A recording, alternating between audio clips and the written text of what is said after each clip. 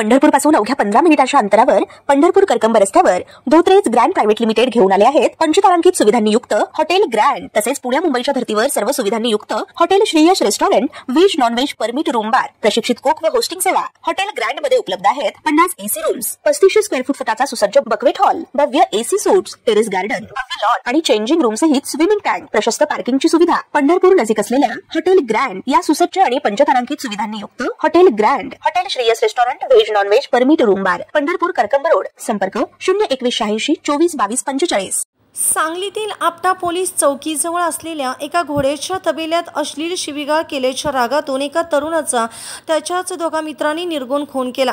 अमीर रावसाहेब कन्नुरे असे खून झालेल्या तरुणाचं नाव असून जमील कुर्णे यांच्या घोड्याच्या तबेल्यात मध्यरात्रीनंतर हा प्रकार घडला।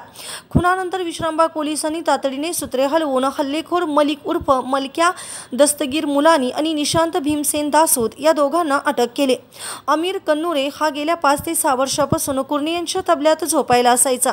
तेथील किरकोळ कामे तो करत होता। आमिर याला दारूचे व्यसन होतं। संशयित मलिक आणि निशांत हे दोघेही मित्र होते। तिघांना दारूचं व्यसन असल्यामुळे तिघेजण बऱ्याचदा एकत्र दारू पित होते। आमिर आणि संशयित मलिक निशांत हे काल रविवारी सायंकाळी एकत्र आले होते। तेव्हा आमिर याने त्यांना अश्लील शिवीगाळ केली होती, त्यामुळे दोघांना त्याचा राग आला होता। याच रागाच्या भरातून दोघांनी आमिरचा काटा काढायचं ठरवलं।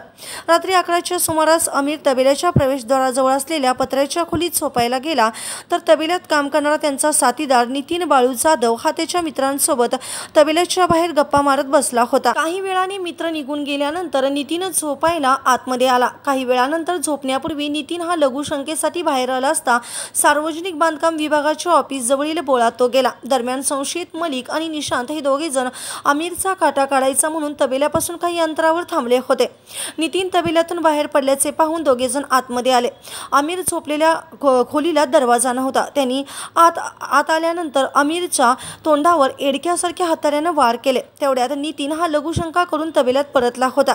त्याला दोघे जण पळून जाताना दिसले। त्याने एकाचा पाठलाग करण्याचा प्रयत्न केला तेव्हा दुचाकी सोडून तो पळाला। नितीन पळत तबेल्यात आला तेव्हा आमिरवर हल्ला झाल्याचे दिसून आले। त्याने तात्काळ कुर्णे यांना कळवलं आणि जखमी आमिर याला तात्काळ सिव्हिलमध्ये हलवलं, परंतु स्ट्रेचरवरून त्याला खाली उतरवत असतानाच त्याचा मृत्यू झाला।